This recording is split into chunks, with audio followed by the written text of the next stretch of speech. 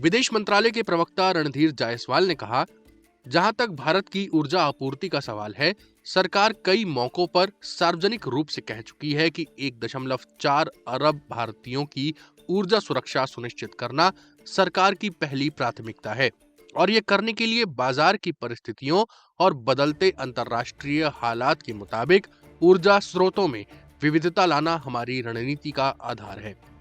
भारत ने सभी कदम इसी सोच के साथ उठाए हैं और आगे भी उठाते रहेंगे। इससे पहले रूसी विदेश मंत्रालय की प्रवक्ता मारिया ज़खारोवा ने बुधवार को कहा कि भारत के रूस के साथ ऊर्जा सहयोग के अपने रुख पर फिर से विचार करने का कोई कारण नहीं है।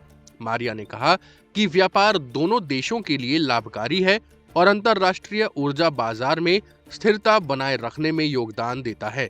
मारिया ने कहा कि अमेरिका के लिए ये नया नहीं है कि वो किसी स्वतंत्र देश पर व्यापार के मामले में दबाव डालना अपना अधिकार समझता है। मारिया ने कहा, भारत अपना रुख कई मौकों पर स्पष्ट कर चुका है। हम भारत के साथ सहयोग जारी रखेंगे।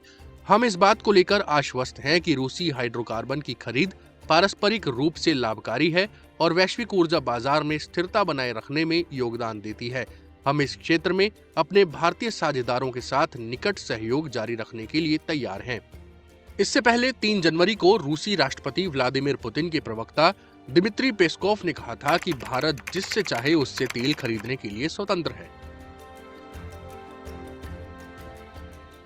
अमेरिका के राष्ट्रपति डोनाल्ड ट्रंप ने भारत के खिलाफ 50% टैरिफ को घटाकर 18% करने की घोषणा करते हुए कहा था कि नरेंद्र मोदी रूस से तेल आयात बंद करने पर सहमत हो गए हैं। हालांकि रूस से तेल आयात बंद करने पर भारत ने आधिकारिक रूप से कुछ नहीं कहा है, लेकिन ट्रंप के दावों को खारिज भी नहीं किया है। बुधवार को वाणिज्य मंत्री पीयूष गोयल ने भी जो बयान जारी किया, उसमें उन्होंने ट्रंप के दावों को खारिज नहीं किया। पीयूष गोयल ने कहा, बाजार की परिस्थितियों और बदलते अंतर्राष्ट्रीय माहौल के अनुरूप अपने ऊर्जा स्रोतों में विविधता लाना हमारी रणनीति का मूल है।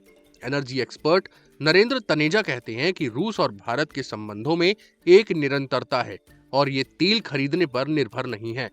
नरेंद्र तनेजा ने कहा, आप याद कीजिए कि भारत यूक्रेन में युद्ध शुरू होने से पहले रूस से कितना तेल खरीदता था। भारत न के बराबर तेल खरीदता था, मुश्किल से अपनी जरूरत का 1% से भी कम। रूस से तेल खरीदने के लिए भी राष्ट्रपति बाइडेन ने ही प्रोत्साहित किया था ताकि अंतर्राष्ट्रीय बाजार में तेल की कीमत संतुलित रहे। भारत और रूस के द्विपक्षीय व्यापार में ऊर्जा की बड़ी हिस्सेदारी है। वित्त वर्ष 2024-25 में रूस और भारत का द्विपक्षीय व्यापार 68.7 अरब डॉलर हो गया था, लेकिन इसमें 52.73 अरब डॉलर का कच्चा तेल भारत ने रूस से खरीदा था। अगर भारत रूस से तेल आयात पूरी तरह से बंद करता है तो दोनों देशों का द्विपक्षीय व्यापार 20 अरब डॉलर से भी नीचे हो जाएगा। भारत के पेट्रोलियम मंत्री हरदीप पुरी ने पिछले महीने कहा था कि रूस से कच्चे तेल के आयात में गिरावट जारी रहने की उम्मीद है। भारत दुनिया का तीसरा सबसे बड़ा ईंधन खरीदार है। हरदीप पुरी ने कहा था कि भारत तेल आपूर्तिकर्ता देशों में विविधता ला रहा है।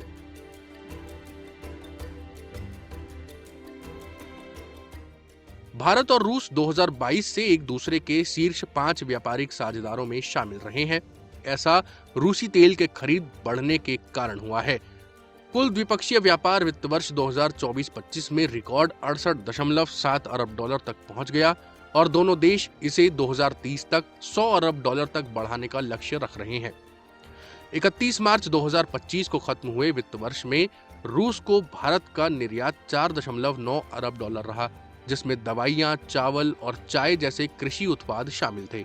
इसकी तुलना में रूस से भारत का आयात कहीं अधिक रहा, जो 63.8 अरब डॉलर था और मुख्य रूप से तेल और पेट्रोलियम उत्पादों से बना था। यानी भारत को रूस से 60 अरब डॉलर से ज्यादा का व्यापार घाटा है, जो चीन से 100 अरब डॉलर के व्यापार घाटे के बाद दूसरा सबसे बड़ा है। भारत के लिए रूस की अहमियत रक्षा साझेदारी के कारण भी है। रूस दशकों से भारत का सबसे बड़ा हथियार आपूर्तिकर्ता रहा है। रक्षा विशेषज्ञ राहुल बेदी कहते हैं कि भारतीय सेना के पास 200 से ज्यादा रूसी निर्मित लड़ाकू विमान हैं। साथ ही S-400 जैसी सतह से हवा में मार करने वाली कई मिसाइल रक्षा प्रणालियां भी हैं। इनका इस्तेमाल मई 2025